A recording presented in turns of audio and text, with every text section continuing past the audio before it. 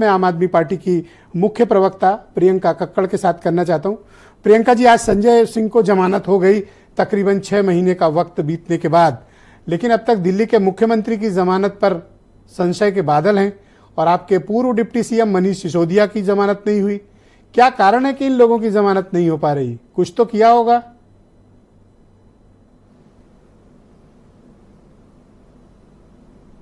जी, मैं कोशिश करके सरल भाषा में समझाती हूँ। पीएमएलए कानून में 2018 में भाजपा ने ऐसे संशोधन कर दिए कि आपको अनंत काल तक जेल में रख सकते हैं सिर्फ बयानों के आधार पर। कोई सबूत की जरूरत नहीं, कोई रिकवरी की जरूरत नहीं, कोई एफआईआर की जरूरत नहीं, कोई ईसीआईआर की जरूरत नहीं। तो ये जो अमेंडमेंट भाजपा ने की 2018 में, ये अंडर चैलेंज है और सुप्रीम कोर्ट में इन पे केस सुनवाई होगी जुलाई में।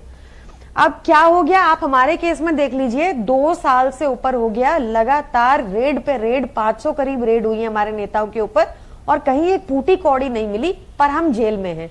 आज इस पूरे पीएमएलए कानून में सिर्फ एक कंडीशन पर बेल हो सकती है, जब ईडी बेल पे आपत्ति ना करे। अब आप देखिए, शरत रेड्डी जिसने भाजपा को 60 करोड़ दिया, उसके अरेस्ट के बाद भाजपा उसको साउथ लिकर लॉबी का किंगपिन बुलाती रही 1.5 साल तक। उसके बाद उसको अरेस्ट कर लिया। अरेस्ट के बाद उसने 9 स्टेटमेंट दी, कहा कि अरविंद केजरीवाल जी का कोई लेना देना नहीं। ईडी ने वो सारी स्टेटमेंट सप्रेस कर दी। उसको बहुत प्रताड़ित किया गया, जिस वजह से वो बीच में कोर्ट भी गया। बताया उसने कि उसकी प्रताड़ना चल रही है, झूठा बयान देने को कहा जा रहा है, पर क्योंकि पीएमएलए लग गया था, बेल नहीं मिल पाई क्योंकि ईडी ने आपत्ति कर दी थी। उसके बाद उसने 60 करोड़ भाजपा को दिए, सरकारी गवाह बना, अरविंद केजरीवाल जी के खिलाफ बयानबाजी की, वो और फिर वो रिहा हो गया और अरविंद केजरीवाल जी को हिरासत में ले गया। अब ईडी से जवाब मांगा गया है कि ये हिरासत गलत थी, रिमांड जो 10 दिन की उनको मिली थी वो गलत थी, अब 11 दिन की टोटल रिमांड हो गई, वो गलत थी। वो अंडर चैलेंज है, उसकी सुनवाई कल है। मैं आपको बता रही हूं कि हमारे नेता संजय सिंह जी भी पूरे विश्व में तो मैं आपसे जानना चाहता हूं कि जब इतनी टफ कंडीशन थी तो संजय सिंह को बेल कैसे मिल गई? क्योंकि आज आपने देखा होगा, एक तो ईडी ने आपत्ति नहीं की, कोर्ट ने कहा अगर तुम ऑब्जेक्ट करोगे तो मैं लिखूंगा कि ये इनोसेंट है और सेक्शन 45 की कंडीशंस अट्रैक्ट नहीं होंगी। ये थोड़ा सा और लीगल टेक्निकलिटी वाला मामला है जो मैं समझा सकती हूँ। कल को मैं कह दूं, सिंपली पुट, हमारे कानून में क्या होता है, मैं कह दूं, कोई कह दे कि प्रियंका कक्कड़ ने ये क्राइम किया है, तो प्रोसिक्यूशन को प्रूव करना होगा, हाँ प्रियंका कक्कड़ ने क्राइम किया और हमारे पास इसके अगेंस्ट XYZ तथ्य हैं, ये फैक्ट है, ये रिकवरी हुई। पर पीएमएलए कानून में हो गया कि प्रियंका कक्कड़ ने क्राइम किया है, प्रियंका कक्कड़ को प्रूव करना है कि उसने ये क्राइम नहीं किया, प्रियंका कक्कड़ अपने खिलाफ सबूत देगी। तो ये एक बहुत ही मुश्किल चीज है।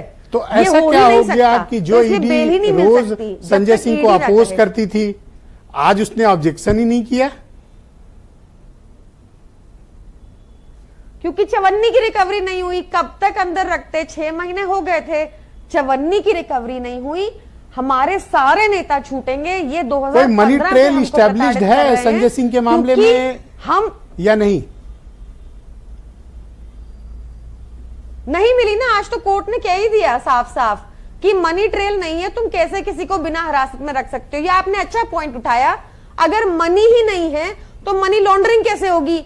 मनी लॉन्ड्रिंग तो हुई इलेक्टोरल बॉन्ड में, मनी लॉन्ड्रिंग और रिश्वत तो हुई जब शरद रेड्डी से भाजपा ने 60 करोड़ ले लिया। इनके ऊपर कार्रवाई होनी चाहिए। मैं ये जानना चाहता हूं कि क्या कारण है, जब इसी ग्राउंड पर आज संजय सिंह को जमानत मिली तो उसी ग्राउंड पर पिछले लंबी अवधि से मनीष सिसोदिया को जमानत क्यों नहीं मिल पा रही? क्योंकि भाजपा ने क्या किया अपनी ईडी द्वारा कि 51,000 डॉक्यूमेंट्स डाल दिए, 500 विटनेस डाल दिए, इनको एग्जामिन करो पहले, इनका एग्जामिनेशन चलता रहेगा, सारी जो बयानबाजी हुई है वो प्रूव होगी। तो जो कहा जाता है ना कि प्रोसेस इज द पनिशमेंट और पीएमएलए लॉ ड्रैकोनियन है, ये एक मामला उसका जीता जागता उदाहरण है। तो आपकी टॉप लीडरशिप जेल में है, अब आप लोग चुनाव कैसे लड़िएगा? अब खैर संजय सिंह बाहर आ रहे हैं, बाकी लोग तो जेल में हैं, अब फिर ये जेल से चुनाव कैसे होगा? और दूसरा एक मुद्दा ये है कि जेल चले गए और अरविंद केजरीवाल जी इस्तीफा क्यों नहीं दे रहे हैं? क्यों दें? हमने भी आपको समझाया कि ये तो कुछ भी बयानबाजी करेंगे, कल को आप अगर इनके खिलाफ बोलेंगे आपके यहाँ आईटी रेड भी होगी, आप खुशनसीब हुए तो पीएमएलए नहीं लगेगा, सारी एजेंसी पहुंच जाएंगी, आप इनके खिलाफ बोलिए। तो मेरे ख्याल से आ भी चुकी है एक बार। हाँ नहीं, हम तो सब झेल तो चुके। ये लगातार आप लोग जो का भी नया नया आवाज चल रहा है उठाएगा। अभी। तो नहीं, हमारा भी 2015 से चल रहा है। अब तो अच्छा, ये चल नहीं रहा है। आते तो ऐसा लगता है शायद हमें इंपॉर्टेंट नेता नहीं मानते, हमें भी आदत पड़ गई है। ऑलराइट, मेरे साथ बनी रहिएगा, मैं इस पर चर्चा